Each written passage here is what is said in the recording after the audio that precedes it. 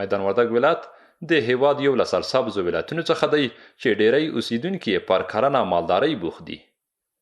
رومي بانجان هم د دغه ولایت له زراعتي پیداوارو څخه دي چې سږکال یې حاصلات زیات شوي، بلخا بزګران یې د نرخونو له ټیټوالي شکایت کوي.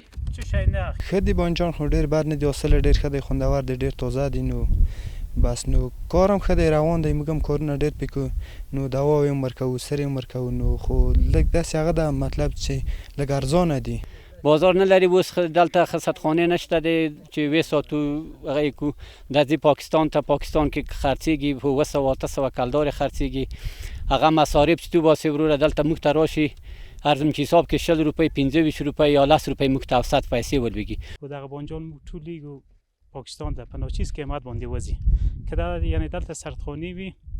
د سردخانو کې وي یعنی په ښه قیمتو باندې هم وځي او د موږ ګاونډیانو ته هم ښه دي. ده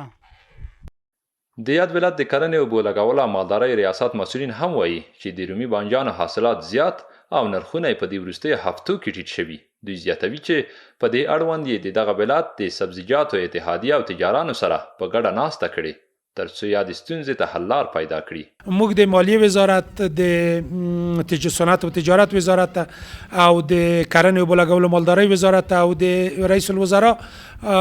محترم اقتصادي کمیسیون ته مکتوبونه ورکړل چې مسؤلین او وزیر صاحبان او د ستاندرکاران د پاکستان د طرف څخه خبرو تعامل کې شي تر څو دا ټیکس کم شي چې د موږ محصولات چې دغه د جملې نه مڼې او رومي دي ان شاء الله په ښه قیمت باندې پاکستان ته صادر. دې ویلو ده چې په میدان وردګ ولایت کې سږکال په څه کم 60,000 هکتاره ځمکه رومي بانجان کرل شوي چې په کلني ډول یې حاصل تر 40,000 ټنو پورې رسیږي.